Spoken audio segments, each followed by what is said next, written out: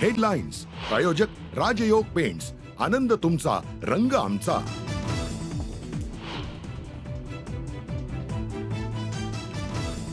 कृष्णा आंधळेला नाशिकच्या गंगापूर रोडवर पाहिल्याचा स्थानिकांचा दावा। दुचाकीवरून आंधळे आणि त्याचा साथीदार दिसल्याचा दावा।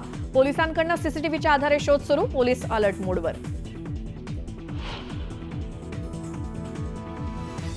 सुरेश धसांचा कार्यकर्ता सतीश भोसलेला अटक। प्रयागराजमधनं खोक्याला पोलिसांनी ठोकल्या बेड्या। बीड पोलीस आणि उत्तर प्रदेश पोलिसांची संयुक्त कारवाई।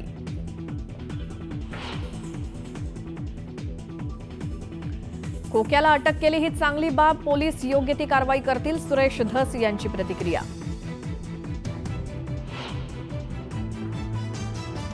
संतोष देशमुख प्रकरणावरून लक्ष विचलित करण्याचा प्रयत्न, म्हणूनच व्हिडिओ व्हायरल करण्याचे प्रकार सुरू, भाजप आमदार सुरेश धस यांचा आरोप।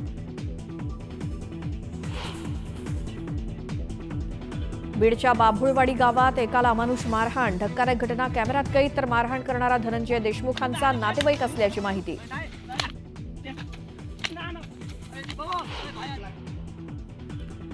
दोन्ही बाजूच्या नेत्यांनी अडचणीत येतील अशी विधानं करू नये, कायदा सुव्यवस्थेचं भान राखा, नितेश राणेंच्या विधानावरनं अजित पवारांनी टोचले कान।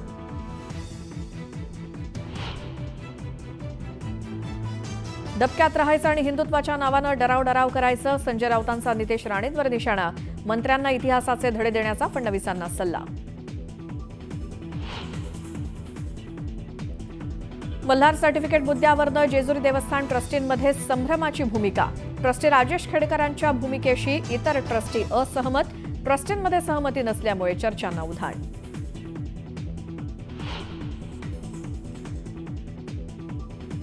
पुण्यातल्या स्वारगेट स्थानकातील सुरक्षा रामभरोसे, ऐन मध्यरात्री बस स्थानकातील वीज गेल्यामुळे प्रवाशांचे हाल।